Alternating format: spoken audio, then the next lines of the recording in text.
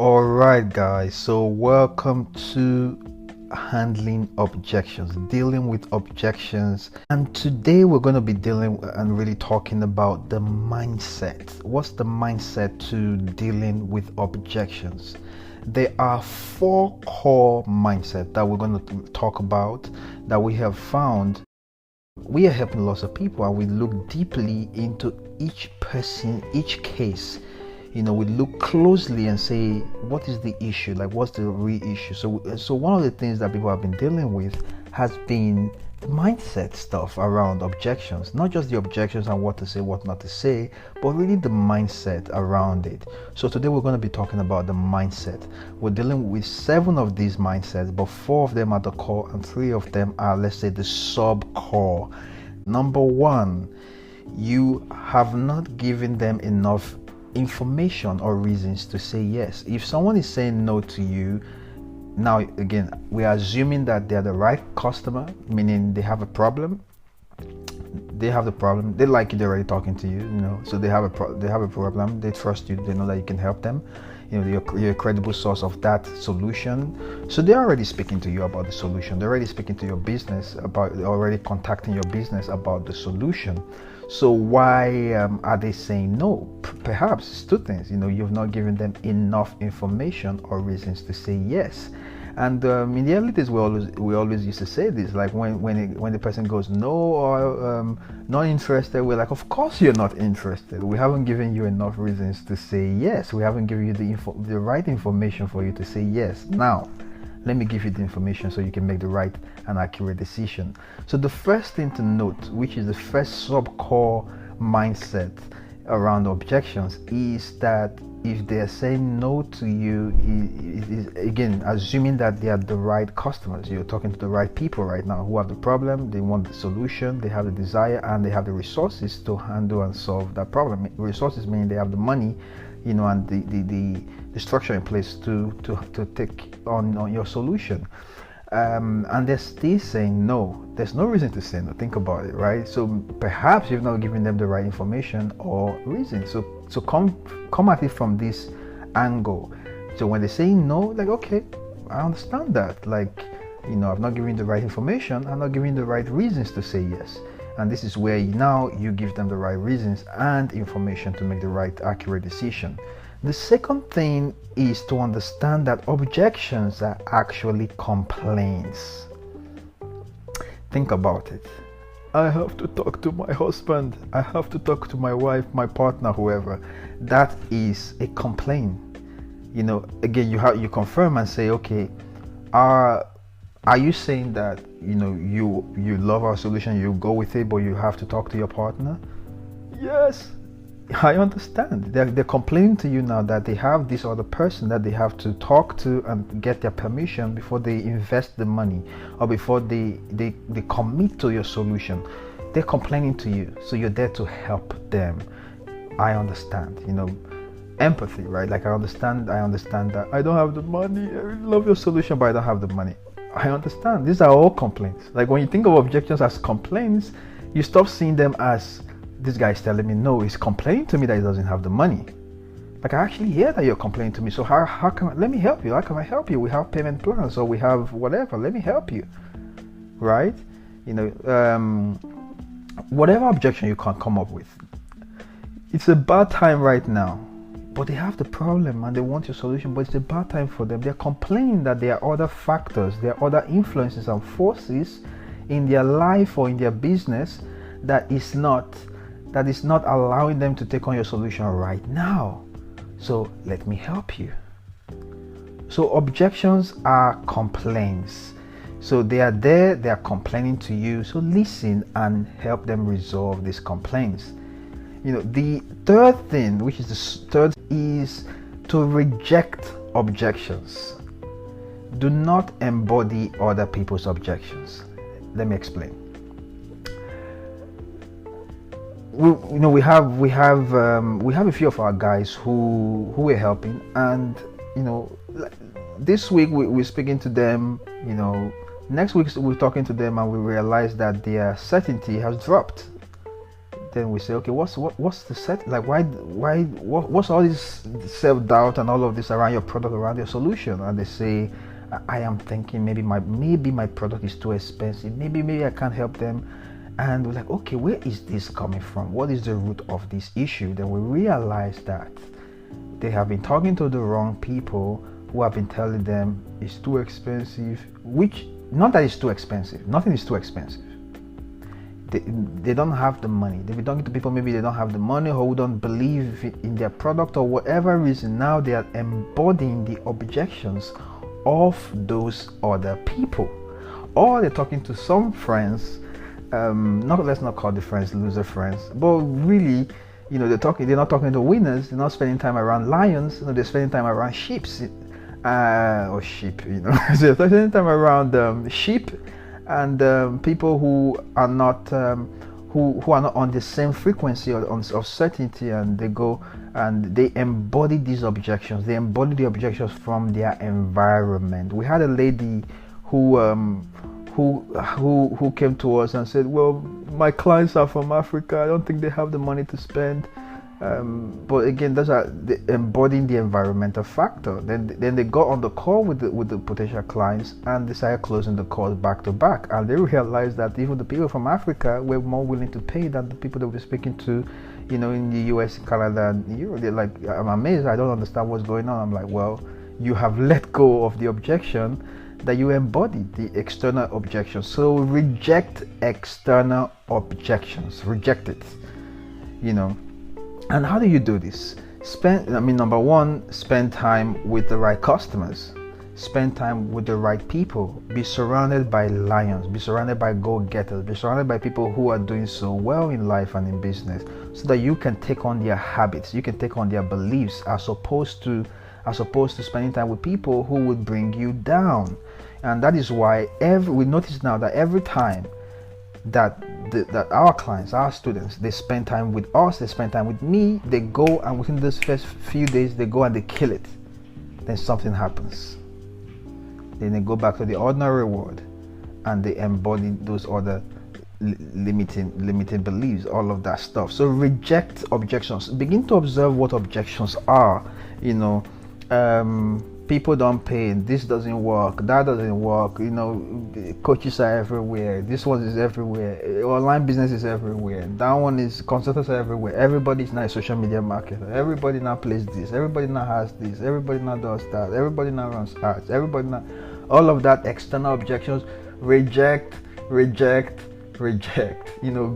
a rejecter of objections. Especially your clients are going to give you, your clients, especially when you're talking to the wrong clients, they're going to give you all kinds of objections, and they never go. These are people that will never buy from you for whatever reason. They were never going to buy from you. Either they're not ready to solve the solution, then they're not even ready to solve their own problem, even if you made it for free. Now they tell you it's about money. They tell you it's about all of this stuff. Now you're embodying those objections. So reject objections, and keep your mind focused. So let's get now into the core mindset stuff. Number one of the core mindset stuff, we've got into 3 sub-core. Let's get into the core now. Number one is seek for the truth. You cannot handle an objection that is not real, and a lot of objections are not real. When they tell you it's about money, it's really not about money. It could be about the fact that they don't see value in the product. They don't have a problem spending $10,000, $1,000, $500. No, they could get the money if they wanted to. The issue is that they might not see the value in your product, or the issue could be something else, that they don't even believe that any solution can work for them. I have met people that don't believe that any solution, they believe they're so unique, and I let them know that you're actually not that unique. You're like everybody else, crying around and not willing to solve their problem, not willing to make the commitment, that sacrifice to solve their problem. You're like everybody else, right? So seek for the truth. Really go deep on, are they lying to me? And call them on their bullshit. Call your clients, call people on their bullshit. Ask them, tell them, are you really going to talk to your wife, or are you just trying to get me to fuck off? Like, actually talk to them and let them know, like, if you're trying to get me to fuck off, that's fine, but are you lying to me right now? right? So seek for the truth. And sometimes they tell you it's about money, and you're like, okay, look, listen, it's free, or okay, 10%, 20%, and they're still not buying, which brings us to another way to seek for the truth. Always ask if there are other objections. Ask, is there any other reason why you're not going to buy from me today? And they go, yeah, I mean, so always seek, first of all, seek to know if they are lying to you, and seek to know if they are hiding the other objections. Some might not want to hurt your feelings for whatever reasons. They might believe that they don't want to tell you that they don't trust you. They don't want to tell you that they don't trust you. So they give you all kinds of BS. So you gotta know, like, is it that you don't trust me, that I can help you, like, get to the truth of the matter. Don't be afraid to talk about the truth. And if you want to read more about seeking for the truth, now go to the PDF and really look at it. We give a couple of examples there. So go to the PDF and study the PDF, and get deep into this stuff. So seek for the truth. Be a truth seeker. Seek for the truth. Do they really have this problem? Seek for the truth. Can my solution really help them? Seek for the truth. Are they ready to solve this problem right now? Are they capable of solving this problem right now? Seek for the truth. The objections that they're telling me, is that the truth? Seek for the truth. Is that the only objection? Number 2 of the core mindset around dealing with objections: it is all about them. Don't make it about you. Don't talk about, share your story, share your experience, share the stories of other people that you've helped. All of this stuff helps. It is all about them. The sale, yes, money comes to your pocket, but the sale is about them. It's about them, meaning you're there to really help them. Whether that particular client, and I tell clients, like, listen, customers, if you're buying from me today or not, it's really not going to change. Like, there's no one deal that makes or break a person. You're not going to change my life, so this is really about you. It's about the problem you have right now and how I can help you solve that problem. It is all about them. You are the solution, you are the answer, you're there to provide the solution. So do listen and make the sale about them. It's about their concerns, their needs. So don't make it about you. When they tell you no, they're not saying no to you, they're saying no to the solution to their problem. And I make them to realize that, you're saying no to the solution to your problem. So I'm very curious to why you're complaining to me and you're not willing to solve this problem. So make it about them. It is not about you, your business, your product. It is completely about them. Mindset number 3, you have to kiss many frogs. There's a famous tale about how, there's a lady who had to kiss many frogs, and one of the frogs is a prince. So she realized that, okay, there are many frogs out here right now. To find the prince, they say only a kiss from you is going to turn the frog into the prince. So now she has to go out there and kiss all of these frogs. So you have, in life, it's the same thing in life and in business. You have to kiss many frogs. If you usually, like with guys we're helping, when they come back to us and they're saying, they're talking about one client, this one client, I don't know what to say, I think I did something wrong. We're like, oh, okay, fuck, he's gone into that place where he's kissing one frog too many times. Kiss many frogs. If you're kissing too many frogs, you wouldn't care about one frog. You're caring about who is going to turn into my prince or princess in this case. So there's no shortage of people with money. There's no shortage of people willing to pay for your solution, if of course your solution does actually solve their problem. So operate from a place of abundance and compassion. Uncover as many sales opportunities as possible. The reality is that not everybody will buy from you. That's the truth. In fact, not everybody should buy from you. Your business needs to be at a place where it's actually rejecting people. Like, no, well, I understand that you have the money, but we don't want you as a customer. Right? Maybe not directly or whatever, directly or indirectly. Not everybody will buy from you. So the last one we're going to be talking about is attitude. Yes, attitude is everything. Handling the objection is an important service. When you really think about it like this, that they have a problem, you're not only giving them the solution, you're also taking the time to remove the obstruction in front of them, hindering them from taking the solution. That is a very, very important service. That's a very important service, because they for the most part, they confirm that they have the problem. If not, why are they talking to you? Right? They are talking to you, meaning they have the problem, they want to solve this problem. You know, they approach you, and you have the secret sauce, you have the juice, you know, but they're not buying yet. They're complaining about their wife, husband, partner, this money, time, space, whatever they're complaining about, you know, and you're there as a service. So this attitude that I am here to help. The first thing about attitude is saying, look, I'm here to help. I'm here to help. I'm here to help. And the secret ingredients, of course, is a positive attitude.